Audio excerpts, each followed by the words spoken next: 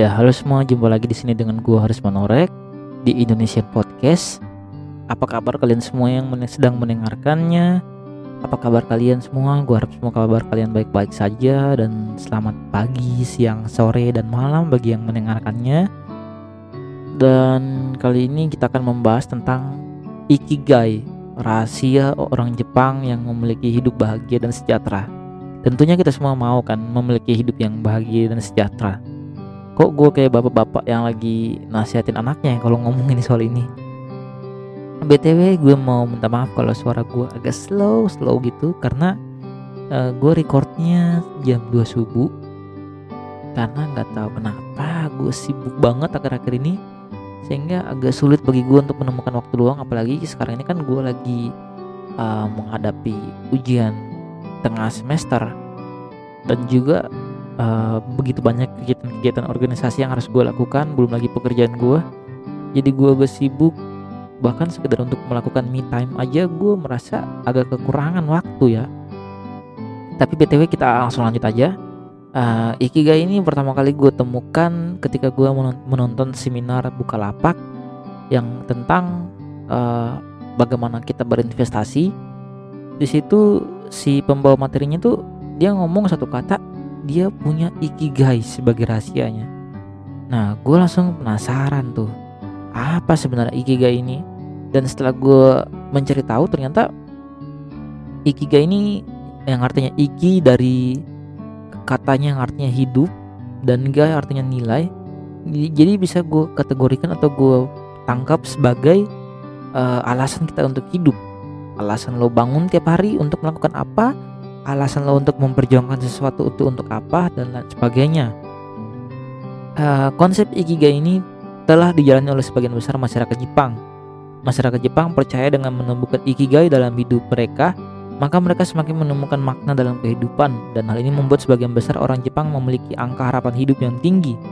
Terbukti bahwa Jepang itu adalah negara yang kedua loh, yang tingkat harapan hidupnya itu lebih tinggi setelah Monaco.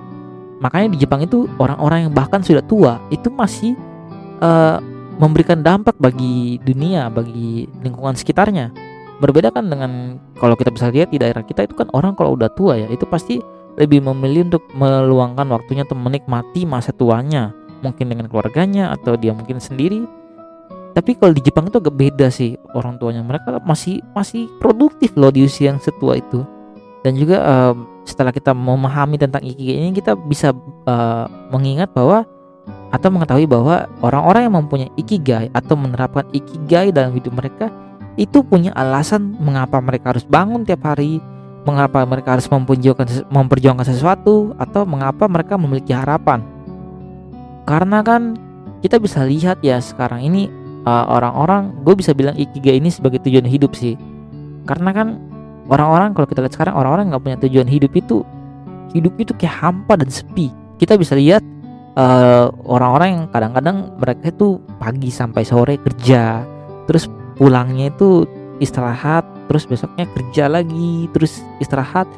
Mereka harus hanya melakukan hal seperti itu setiap hari, terus berulang-ulang tanpa memiliki atau mendapatkan gairah akan sesuatu itu atau atas apa yang mereka kerjakan.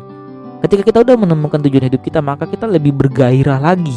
Kita bisa tahu, oh kalau saya ini harus bangun tiap pagi untuk melakukan ini dan itu, karena saya punya harapan yang besar akan itu. Gue sendiri udah menemukan Ikigai gue ya. Tapi sebelum gue ngasih tahu apa Ikigai gue, kita akan bahas lebih lanjut tentang Ikigai itu sendiri. Ikigai memiliki 4 aspek tuh. Dan 4 aspek itu yang pertama adalah passion atau apa yang kita cintai. Nah, terus yang kedua itu mission atau apa yang dunia butuhkan. Dan ketiga vocation atau kamu akan dibayar atas apa yang kamu punya. Nah, yang keempat profession, apa yang kamu jago atau apa kelebihan kamu. Nah, ini membentuk diagram loh. Kalau kita bisa lihat ini membentuk diagram. Di sisi passion dan misi itu menyangkut apa yang kamu cintai. Di sisi misi dan pekerjaan itu menyangkut apa yang dunia butuhkan. Di sisi profesi dan pekerjaan itu menyangkut apakah menghasilkan. Di sisi passion dan profesi itu menyangkut apa kelebihanmu. Dan 4 aspek ini harus dipenuhi untuk mendapatkan Ikigaimu.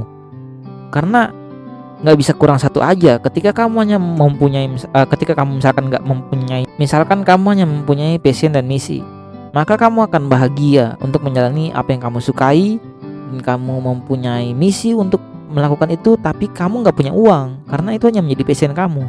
Misalkan juga kamu hanya mempunyai misi dan pekerjaan, maka kamu hanya bahagia dan bertujuan tapi tidak merasa penuh karena nggak ada passion kamu. Kamu hanya punya misi dan pekerjaan, kamu punya penghasilan, kamu punya misi, tapi kamu nggak punya passion, kamu nggak punya kelebihan, kamu nggak punya sesuatu yang lebih untuk kamu lakukan lagi. Terus misalkan kamu mempunyai pekerjaan dan profesi saja, hidup kamu akan nyaman tapi membosankan dan kosong. Kayak misalkan gue bilang tadi, para pekerja-pekerja, mereka hidupnya terjamin, punya uang, punya pekerjaan, tapi mereka nggak akan bergairah karena mereka akan melakukan itu atas dasar paksaan atau keterpaksaan untuk menafkahi hidup mereka. Terus juga misalkan kamu punya passion sama profesi doang, maka kamu akan puas tapi nggak berguna karena nggak ada misi, nggak ada dampak yang bisa kamu berikan. Jadi keempat aspek ini harus diperlukan dan harus dilengkapi agar ikigai kamu itu muncul dan agar ikigai kamu itu terwujud. Nah, gue sangat menyarankan ini ya, sangat terobsesi untuk membahas ini karena gue bisa mengartikan bahwa ikigai itu adalah tujuan hidup bagi gue ya. Karena manusia masih punya perspektif yang salah kadang-kadang soal tujuan hidup. Orang-orang punya pengertian tentang kehidupan itu adalah mereka sekolah, mereka belajar, terus mereka kuliah, terus mereka menikah, terus mereka punya anak, terus mereka sakit, terus mereka meninggal.